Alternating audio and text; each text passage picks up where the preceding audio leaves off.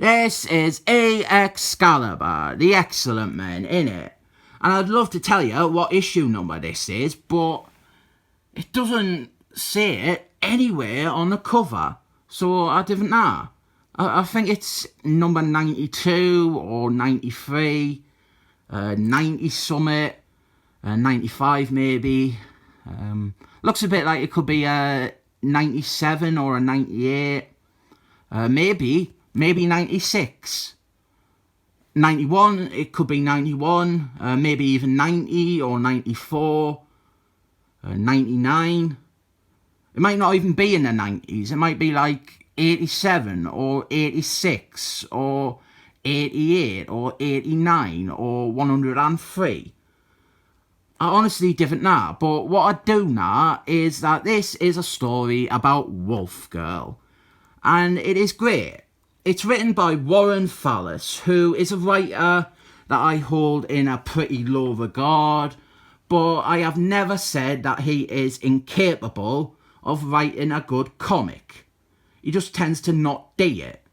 He likes to dwell on his bitter cynicism and his righteous atheism, and we've got a good example of the exact sort of thing I hear about Warren Fallis here.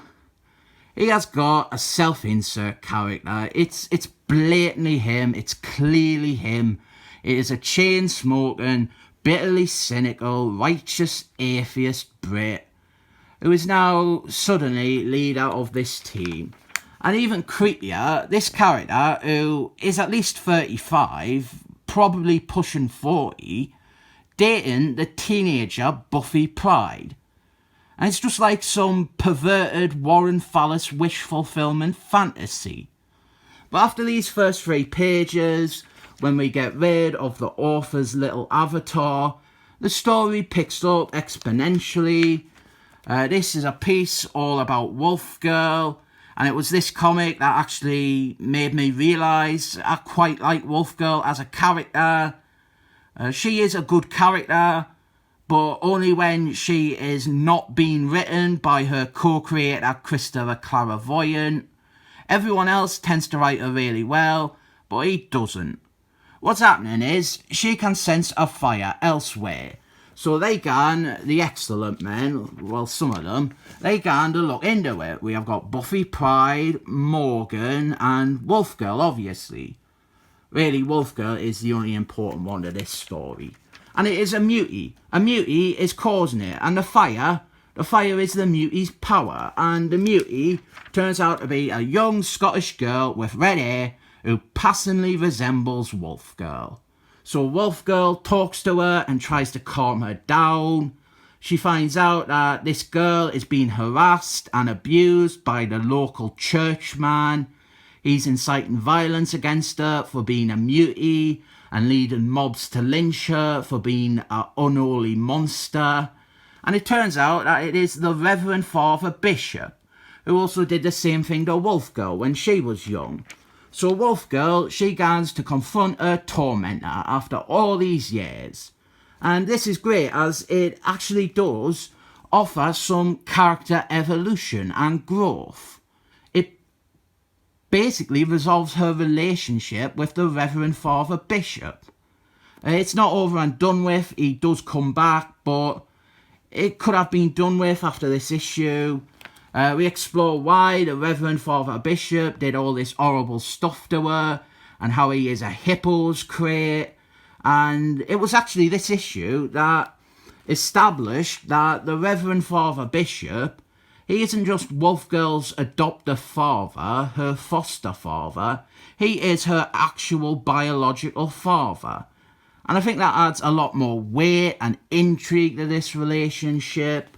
This is really good, but if you didn't like Wolf Girl much, I'm not sure you'll like it. Although maybe, like me, it'll make you realise you quite like this character.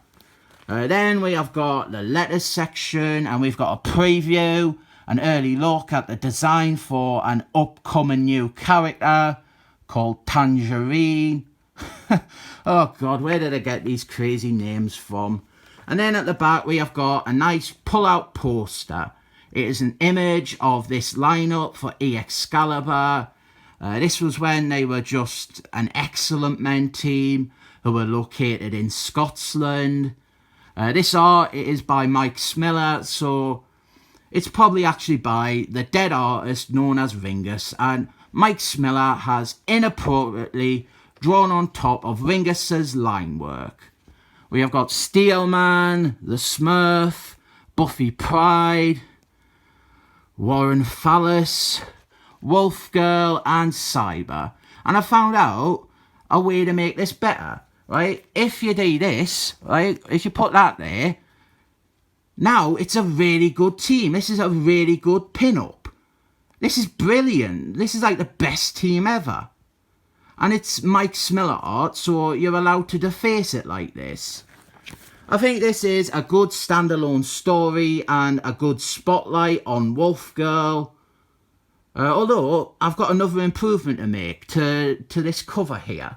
Right, what you do is, pop that there. Now, there, perfect comic now. Emma Frosty's is in it. I'll give this 7 thumbs up. Little update. I actually just looked at this again and I missed something.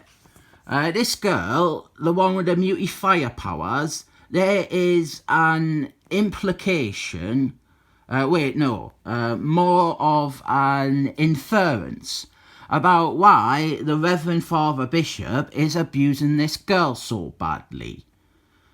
With Wolf Girl, his reason for targeting her was that she was his daughter from like a one-night stand, and that would be considered a disgrace to the cloth or whatever. So with this other girl, maybe he is treating her the same way for the same reason. It's possible that this girl is another of the Reverend Father Bishop's illegitimate children. And that would definitely bolster Wolf Girl's points about how the Reverend Father Bishop is a massive hippos crate and how he is a sinner. It would also mean that this girl is Wolf Girl's half-sister. We never see her again though. But it adds quite a bit more subtext to the issue. This is really good.